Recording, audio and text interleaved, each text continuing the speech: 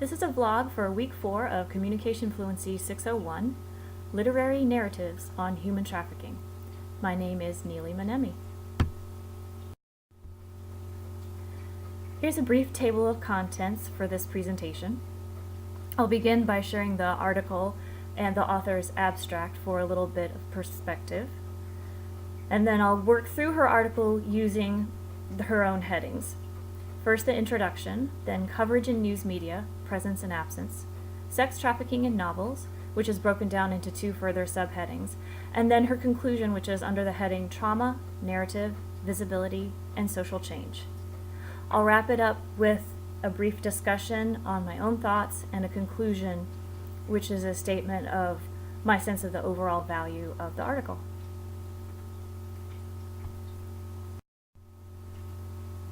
Here's the article I chose to review. We all like to think we've saved somebody. Sex Trafficking in Literature by Donna Bickford of the University of North Carolina at Chapel Hill. Her abstract reads, "This essay considers the potential impact of sex trafficking narratives and their relationship to public perception and social change efforts. It uses literary criticism and cultural analysis to discuss multiple genres of text, including mainstream news media reports and 2 categories of novels about sex trafficking. Finally, it argues for the power of narrative to catalyze and influence actions designed to eradicate sex trafficking." Bickford begins by introducing the reader to the issue of human trafficking itself. Although she notes there are few reliable statistics on human trafficking, there is enough there to indicate a serious issue. She primarily draws her data from 2 main sources that she quotes in her introduction, although she uses several, and those are referenced in her reference page. She quotes the U.S. Department of State's Trafficking in Persons report, more commonly known as the TIP report, and the International Labor Organization. The most interesting point I found that she brought up in her introduction was that although forced labor is more common, sex trafficking gets a disproportionate amount of public attention. She then specifically narrows the focus of her article. She states she'll be remaining within the issue of sex trafficking, leaving out the component of forced labor, and that in terms of her literary criticism, she'll be focusing on 2 main narratives, news media and novels. Coverage in news media, presence and absence. For this portion of her discussion, Bickford draws primarily from a study by Ann Johnson and Barbara Friedman of UNC Chapel Hill. The scope of this study was newspaper coverage from 2006 to 2008. In terms of presence, Johnson and Friedman found that the most common frames on sex trafficking were crime and the frame of politics or legislation. In terms of absence, they found very little coverage on the cultural conditions that create vulnerability to sex trafficking, or on the survivors themselves. This points to potential improvements in the sex trafficking narrative in news media by including more survivor narratives, perhaps more coverage on the perpetrators or traffickers, thereby creating better understanding of the methods that they use. And lastly, perhaps wading into the discussion on demand, with a focus on perhaps more accountability for the clients themselves. Sex trafficking in novels. Bickford puts forth 2 main questions that drives her exploration of this part of her discussion. First, are there consistent frames in novels about sex trafficking? And second, do they differ from the frames in media coverage, and if so, how? She narrows her focus for sex trafficking in novels down to 2 basic frames: criminal justice and victim-centered. Sex trafficking in novels, criminal justice, and law enforcement. For her discussion of this frame, Bickford uses the novel Vita Nuova by Magdalene Nab. Bickford describes, using this novel, an authentic portrayal of strategies used by traffickers, so she gives Nab a great deal of credit for that. Secondly, she contrasts voluntary prostitution with sex trafficking.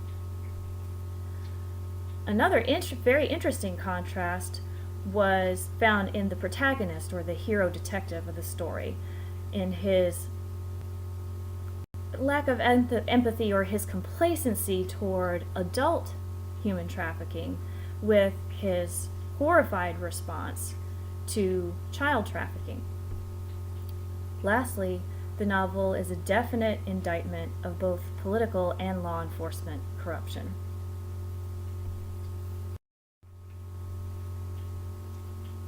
In wrapping up her discussion on the criminal justice frame, Bickford notes that Vida Nuova leads the reader to the idea that law enforcement plays a major role in the solution to sex trafficking and, quote, unfortunately, reinforces a model of personal heroics.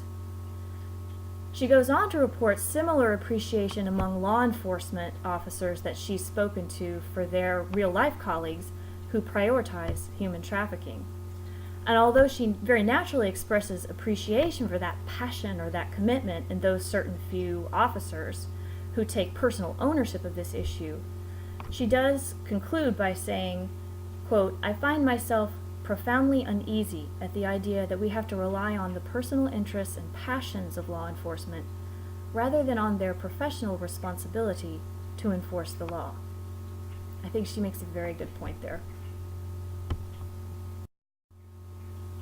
Sex trafficking in novels: exploitation, agency, and voice. For this discussion, she uses two very similarly framed novels that both use the survivor narrative: Patricia McCormick's Soul and James Levine's The Blue Notebook. In both of these stories, the protagonist is a minor. They're both set in India. They do a good job, according to Bickford, of illuminating the vulnerability factors that lead to sex trafficking, and they're both written in the first person. Their only divergence is in the outcome of the protagonist. In Sold, the girl survives her ordeal. In James Levine's The Blue Notebook, the girl does not survive.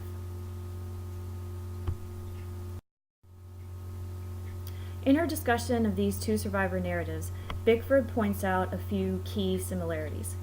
First, in both narratives, the victims are active rather than passive and show a determination to survive rather than helplessness and complete subordination. Secondly, both novels do a fair job of illustrating the societal causes of vulnerability that lead these girls into their horrific situation, specifically poverty and systemic gender discrimination in India. Thirdly, both novels portray trafficking methods authentically. Fraud, deception, and familial complicity, perhaps most disturbing, are the primary factors in the turn of events in these girls' lives. Lastly, and perhaps most encouragingly, both of the protagonists in these stories demonstrate agency or ways of coping, and Bickford brings about 4 specific ways that they do that. First, claiming identity.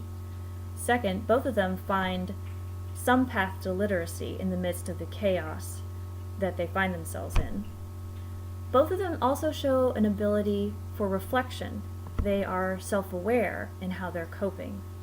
And finally, in terms of the most loathsome aspects of their altered circumstances, they find ways of dissociation or disconnecting from the things that are being done to them.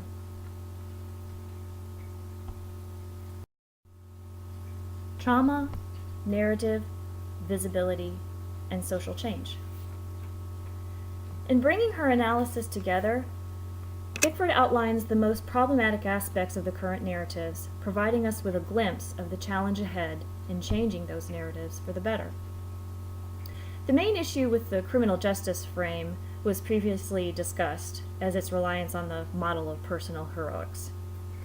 In the survivor narrative, she now, in her conclusion, points to the focus on minor victims as a reflection of our need as a society for the perfect victim, one we feel is deserving of help. She also notes that this focus generally means ignoring societal factors, and that contributes to leaving us with an incomplete mental picture of the issue of sex trafficking. And finally, While demonizing the trafficker may be emotionally gratifying for narrator and audience alike, doing so removes accountability from the client, without whom there would be no sex trade. This brings Bickford to her most crucial point. Demand is the primary root cause of sex trafficking, yet it is glaringly absent from the narrative. In spite of the holes and flaws that she finds, overall, her conclusion is that, quote, "These novels can generate empathy and outrage, and they provide information, perspectives, and analyses that can lead to a commitment to make change."